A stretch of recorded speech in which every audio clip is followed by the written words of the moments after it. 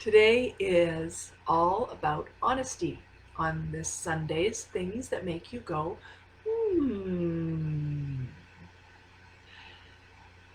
Honesty is a challenging thing. We all talk about honesty is the best policy. It's best to be honest with your partner. Don't keep secrets, all of these other things about being honest. And honesty and integrity are very closely linked.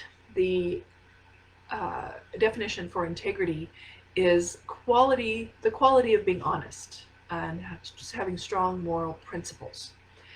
So honesty and integrity are linked. And we talked before about knowing your values, and one of my top values is integrity.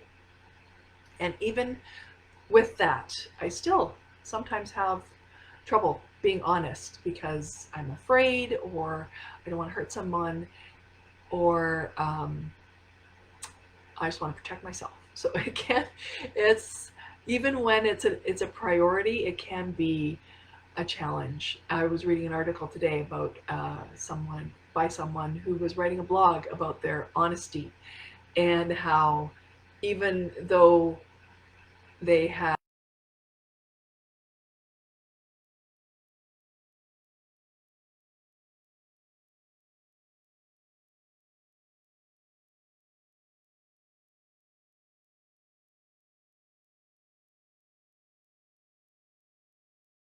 time, we find it really challenging. And I've alluded to some of the reasons already that honesty can be hard. We don't want to hurt other people. We don't want to be hurt ourselves, of course, by being rejected, possibly, when we are honest. Because what if that person doesn't like what you have to say? What if they don't have the same values as you? What if they don't have the same opinion as you? What if it just throws them for a loop and they just back off?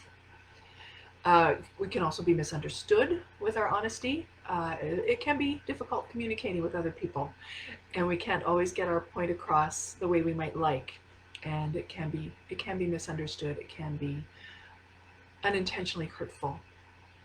And conditioning. We are taught from a very young age that sometimes we need to keep secrets so that people will like us, so that if we share too much of ourselves, someone might get turned off or run away or reject us or tell our secrets. And so we are conditioned to keep those secrets, to not be fully honest. And yet, when we meet someone who is fully honest, we're really drawn in. Those are the people that we remember. Those are the people that stand out because they are fully themselves. Oh, my hair looks funny. There's some honesty for you. Because honest people know themselves, and they know where their boundaries are, what is important to them, and they will always come clean on that. And we remember that because it's not usual. And so as much as we are afraid of honesty, we also embrace it and honor it at the same time. I just want to take a moment to talk about different ways to be honest. So there's the way that makes us go, and the way that makes us go, ee. That was a little much. So good honesty or true honesty is when it's honoring yourself. When you are honest about your needs, your boundaries, your emotions, when it opens you up and makes you more available to people and more in relationship, versus when we vocalize our judgments. We've talked before about how judgments are always in our heads. We are judgment machines. It's something that is just part of who we are as humans. And they're not good or bad or right or wrong. It's about how we use them or don't use them. And so if a judgment comes into our heads that's very hurtful and we just blurt it out, sure, that's honest, And it's also not helpful. It's not bringing us into relationship with people. I'm not saying don't tell someone the truth about themselves, but do it in a gentle way. Do it in a way where they can respond in a positive manner so that they can hear it and grow from it, not be hurt and repelled by it. So so there are people that are not always gentle. They're not always loving in their honesty. And I really want to embrace, to emphasize that truthfulness, that honesty with love is what really makes me go, and I'm sure it makes you go, too. And it's super sexy because it's so rare. And when we experience it, it just, tingle, tingle, tingle. I want more of that. When we are honest, I want to ask you some questions. Sorry, I need to backtrack. I got a little bit, I looked at my notes and I got a little bit off. So first of all, what I would like to share with you is a quote from the Bad Kitty Handbook, A Journey Towards Authentic Female Sensuality. And I love all my bad kitties in the Bad Kitty Handbook. They range from Mother Teresa to Kim Cattrall to Mae West, which if you've been listening, you know is one of my favorites. And just all over the map, all kinds of women who are honest and true to themselves and who they are. And this one is from Jamie Lee Curtis, who I love for so many reasons. And one of them is that she's aging gracefully.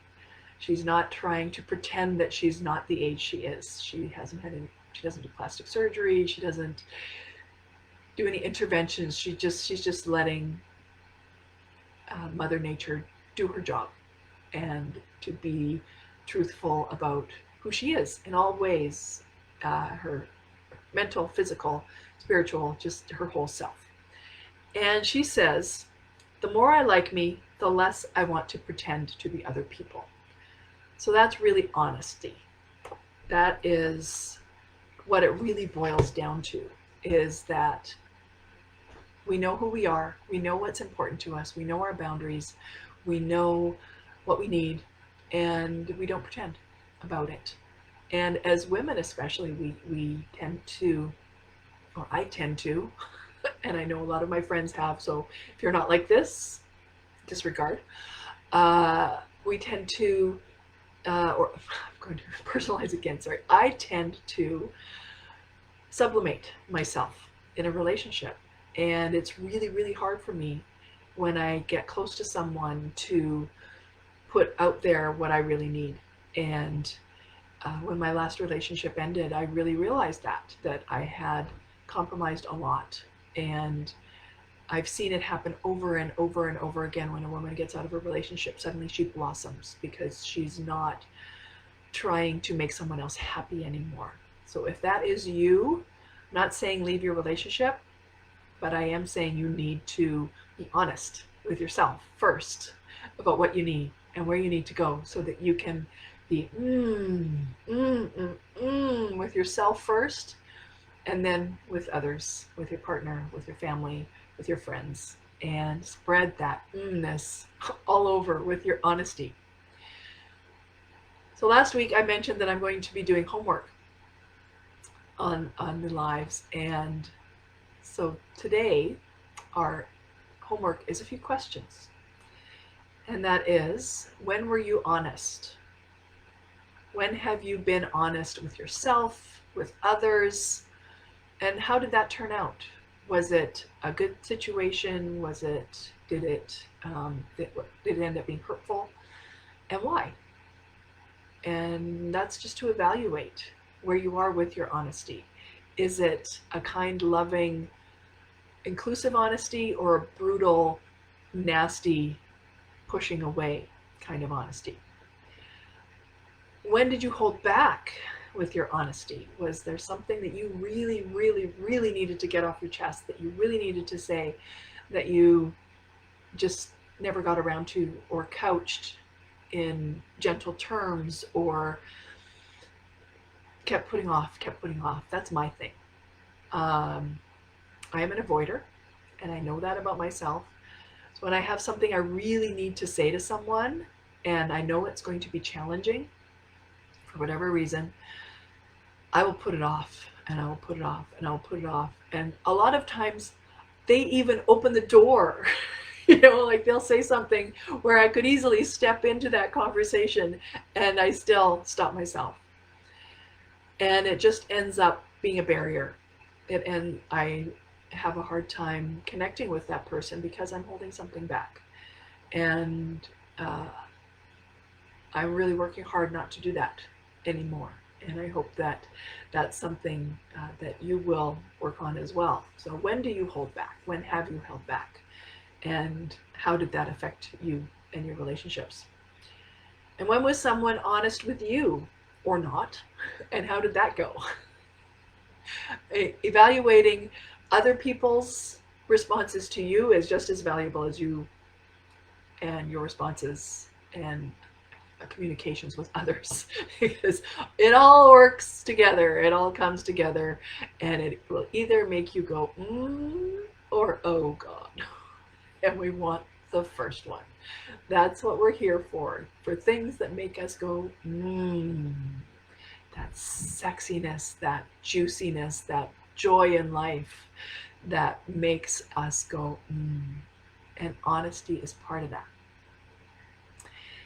Before we close tonight, I'd like to read a little bit from Serial Love.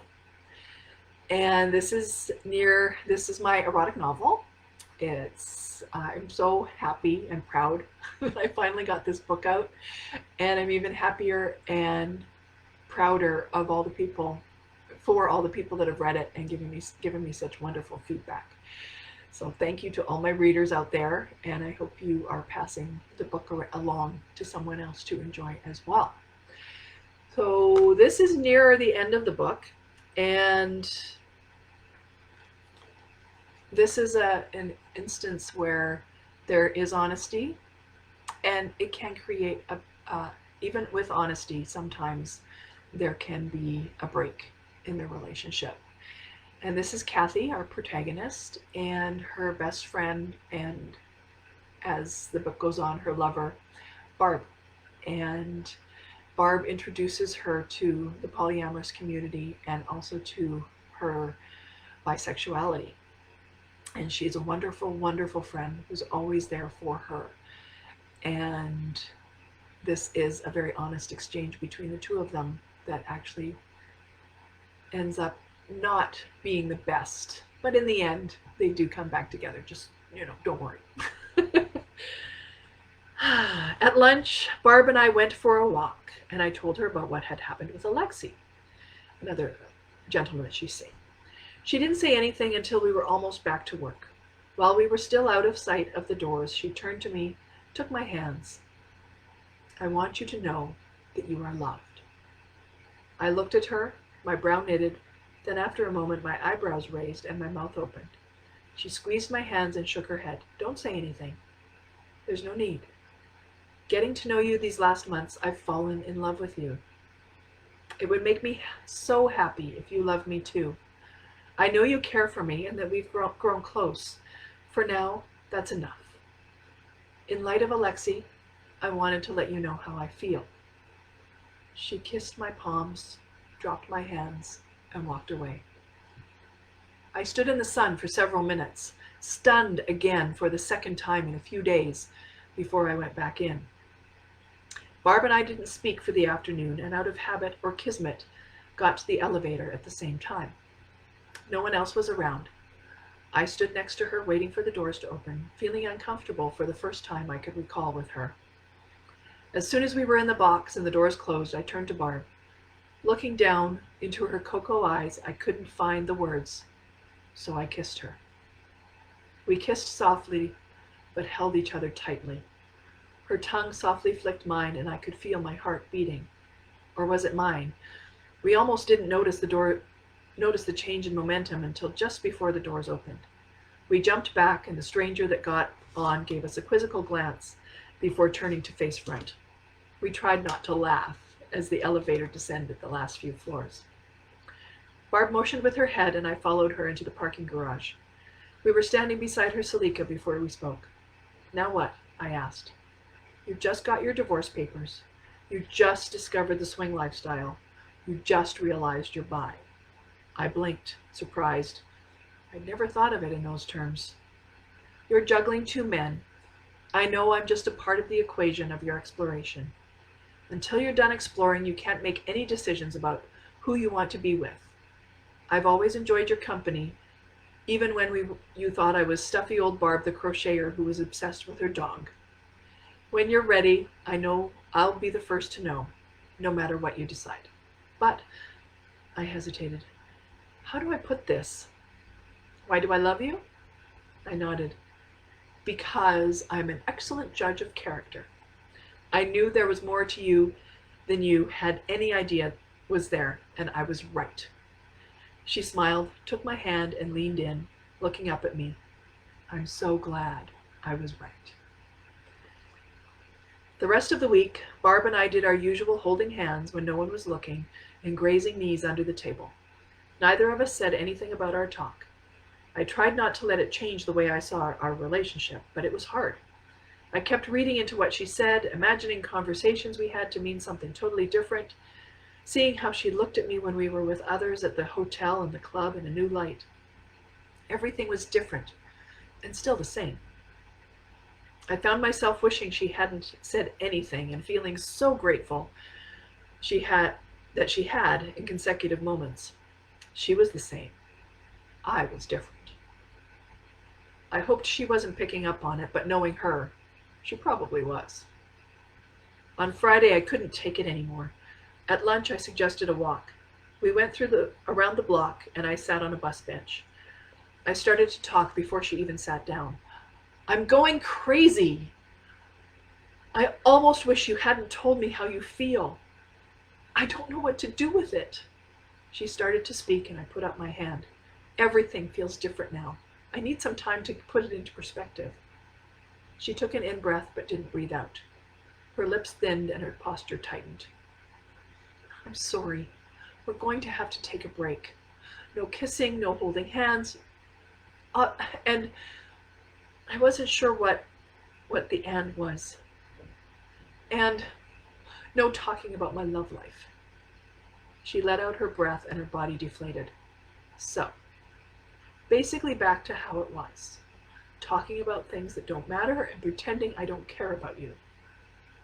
Tears started to well up in her eyes. I gulped down the lump in my throat, nodded, reaching for her hand. She pulled away and stood up. No. If that's how it's going to be, it starts now. She walked off, fast, her fists in balls. I sat on the bench for 10 minutes, feeling like a giant ass. So they were both honest with each other. They just weren't on the same page. And that's what happens sometimes with honesty. Isn't it better to know than to wonder? Isn't it better to go forward than to stay stuck? That's what we can do with honesty. And that's what makes me go, Thank you so much for joining me tonight. I am always so pleased to have you with me. I know Heidi was here tonight. She made a few comments. I thank you, Heidi. Whoever else joined me, thank you for coming out this Sunday. I appreciate your time. I appreciate your attention. I hope you'll share the video. I hope you'll also, if you haven't already, go to my website, thebadkitty.com, and or Amazon. Both places you can find Serial Love, and on Amazon you can find the Bad Kitty Handbook. So have a wonderful Sunday, everybody, and stay sexy, everyone.